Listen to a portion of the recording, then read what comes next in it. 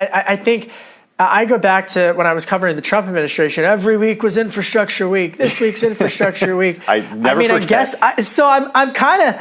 I mean, is this, I guess, infrastructure week again for the first infrastructure week for the Biden administration? I guess I'll find out. Yeah, so that's what I want to know. Do you think the Biden administration is going to, in some way, tie this to COVID recovery, to separate it from the narrative that every week was infrastructure week under the former administration, and also to try to get bipartisan support, at least outside of Washington? Well, it's an inconvenient truth, but let's be candid. And I put this question to everyone I've interviewed covering the stimulus.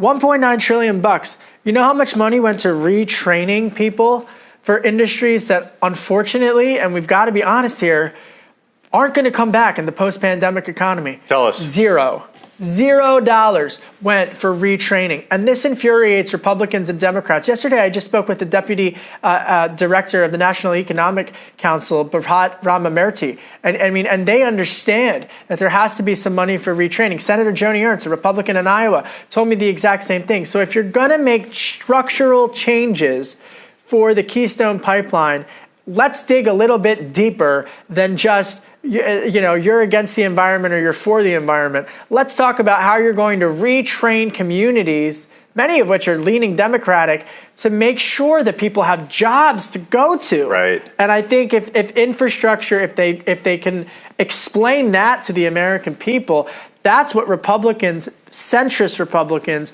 I think that would be a compelling message to hear them. But if in Connor Lamb country, who's a centrist Democrat outside of Pittsburgh, he's going to need to hear that too.